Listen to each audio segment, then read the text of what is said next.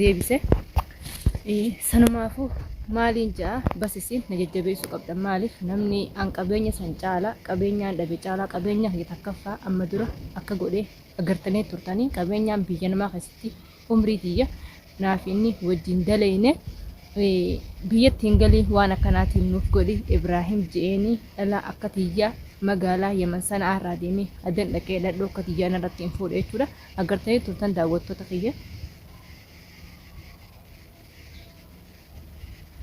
Agartanii turtanii wanniin jee isinii immoo takka hin jirtu. Maaliif kasaaraa danuu tana wanna naqe takka illee hin jirtu. Maaliif amma booda inni kun nama karaatii nama naa wajjin yaaduu miti. Ammas nama jaalatee qabu miti. Nama jaalatee qabuu fi nama abdii sirraa qabuu fi nama si jaalatu gurte onnee jaalatis ni jaalatuun safaaxaa miti. Warreen wal jaalatan guutuun keessanuu jaala waan taatanii beetanii jaala bira dabarre nuti nama ilmaan lama wajjin qabnu jechuun maaliif jaalati safaaxaa miti bultiin tunis safaaxaa miti. Sanumaafuu daawwattootaa fi kabajamtoota kiyya waa'ee bultii kiyya akkaan itti keessaa ba'ee fi akkaan itti ganaatti deebi'uuf illee hin teenye iftira ifatti waan ichi arkuuf akkaan hin deebines inni isaatu murannoo na keessaa muree jira.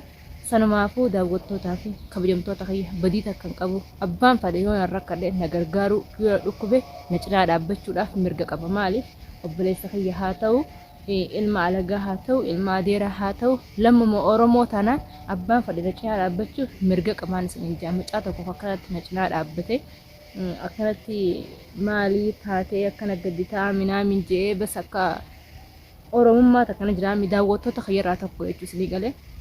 daawwattoonni kiyyalleen sagalee warreen naa qabaa jiru viidiyoo takka rakkinaan keessa jiru kana na fursiisuudhaaf rakkinaan keessa jiru kana na gargaaruudhaaf warreen sagalee qabanis hedduutu jira. Warreen na gargaaraa jiru hedduutu jira. Sagalee warreen naaf ta'aa jiru hedduutu jira. Biyyumaan itti deemaa jiru tana oomaan biyya jaamtu kanallee daawwattoonni kiyya warreen sagalee naa qabaa jiru hedduu jira. Iftuu hin rakkatanii si dura jirraa si faana bakka hunda siif jirraa warreen jechaa jiran hedduu jira. Isaanoo dhuunfaa isaanitti viidiyoo takka ta'aa haasa'oo isaan isaanii guutuu isinii mareetiin isin dhageessisa jechuu kiyya daawwattoota ilaa itti gizeen isaan na simatanii fi an gizee isaan bira dhaqu hunda isiniin garsiisa. Daawwattootaas bakkaan deemu tanaa isiniin qabajee sammuuti jettillee hin himne daawwattoota kiyya hedduu takka Ibraahim edda arrabaan haayina godhaa bule kalee dheengaddaa zamana kan hunda bilbilaan jira. Sanirraa qabeetiin viidiyoo takka footoo takka edda Facebook irra poosti godhe footoo nan Facebook irra poosti godhe saniin innis arrabaan jira. Aadii uumaa takka rakkoon qabu wanni na arrabsuuf takka hin jirtu daawwattoota dubbisaa warreen na jira jirtan warreen isa jirtan akka Oromootti akka ilma Oromootti haadha ilmaaniiti haadha ilmaa isaatii fokkodhuus hammaadhuus toluus ijoolleen tiija isa bira teessee umma naan jecha inni ichi na arrabsuun yaani faayidaan qabu siin jeetin jira. Siifillee himaatumaan jira kumaan daawwattootatti himachaa jirutti isaafillee himannaa godhatumaan jira jechuudha. Yoo dhageessu taate ni dhageessa akkamittiin dhageenye san himaafuu daawwattootaa fi kabajamtoota kiyya akka na dhiisu na gaafadhaa isin jaa. Maaliif bayinaan jee ba'e maal rakkoo qaba yoo na dhiise maal rakkoo qaba. Arraba maaltu fide an haadha ilmaaniiti arraba wanni fide takka hin jirtu. Sanumaafuu kaniin fedhe hojii deemuuf mirgaan qaba. Kaniin fedhe haakama nageessuuf mirgaan qaba. Kafadhe bakkaan an dadhabetti na gargaaruuf mirga qaba. Maaliif an intala dhalaati obboleessa dhiiraati wajjin dhaladheetiin qaba. Ilma dhiiraatiin dhalee qaba. Abbaan qaba. Jaarsaa dheerumee arkeetiin jira. Sanumaafuu wanni rakkoo danuu kana fi arraba danuu kana fideen arrabsuuf hin jirtu daawwattoota kiyyeessin ja'uu fi takkanaati gaa inshaallah bismillah waan takka bas karuma isin ibsuuf hin dhufe rabbi naaf haa laaffisu. Illee jireenya duniyaa hamnaa irra deemaa jiru kana ganaan hamnaa irra deemes viidiyoo hedduu jira isiniif maraa inshaallah bismillah. Maaliif irra haasoo kana bakka takkatti maqee akkanatti gaara wayii jala taa'ee osoon karaa deemu jiru takkanaati daawwattootaa fi kabajamtoota kiyya waa'een Ibraahim hedduu takka mataan na nyaachaa jira. An arraba hin qabu na arrabsullee arrabni iticha ta'ee narraan goohu fokkina inni na arrabsuu fi gadii namaa takka hin qabu jechuu hin dhufe daawwattootaa fi kabajamtoota kiyya. Sanumaafuu inshaallah bismillah mooraalii warreen na godhaa jirtan daawwattoonni kiyya warreen na jajjabeessaa jirtan keessaa fi alaanis dhuftanii galatoomaan isiniin jaa akka daawwattoota kiyyaatiin kaniin as gahe akka ilmaan oromootiin kaniin as gahe akka ilmaan oromootiin arallee kaniin as gahe isin dubbachaa jiru akka daawwattoota kiyyaatii fi akka ilmaan oromootti jechuun alhamdulillah rabbil alamin oromoorraa uumamuu fi oromoorraa dhalachuu fi daawwattoota hanqa kanaa'u qabaadhe rakkina kiyyatti himadhe waan naquuqaa kiyyafirraa buqqisee lammiti jetti himachuudhaaf alhamdulillah rabbil alamin jaa inshallah biismillah ninjira yoomiyyuu hinduure ninjira kaniin fadhe hojiin deema karaan fadheen deema akkaan fadhettiin jiraadha dhimma sammuu tiyyaati waa'ee jireenya kiyyaa keessaa bahee jira bahee ginaan jehe bahuun qaba inillee bahuu qaba akkasumatti waa'ee jireenya kiyyaa keessaa wanni isa galchita kan jirtu tamam akka oromootti illee wanni isa galchita kan jiru daawwattootaa fi kabajamtoota kiyya wanniin aara isaatiif gaasiif if qabsiisee wanniin aara isaatiif sammuu if dhukkubsee wanniin aara isaatiif coraa firratti nyaadhee maaliif akka naanjaa gurbaan kun maaliif akka naanjaa maaliif arrabsee maaliif maaliin qabaa nama gadiin jiraayii isarraa gadiin jiraayii ja'uuf takkan jirtu dhiira borugo yoo namsi jalaa deeme borugo nama gabbaatu an haadha ilmaan sadiiti an haadha ilmaan sadii takka ilmoo tokko narraa deebi'ee ture daawwattoota kiyya kashafii rabbi naaf haa godhu lamaan qabaa fi lubbuu namaa sadiin dhalee jechuu daawwattoota kiyya aniin haadha ilmaan sadii jedhisaa tanaan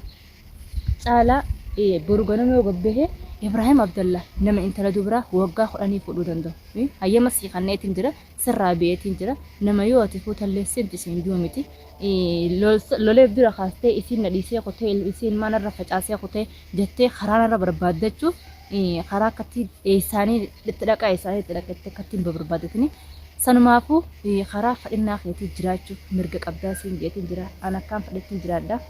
akkaan fadhettiin deema karaan fadheen deema sila waa'ee jireenya kiyya silleen galchu silleen dakhalu akkaan fadhettiin jiraadha waa'ee jireenya kiyya keessaa beesin jaa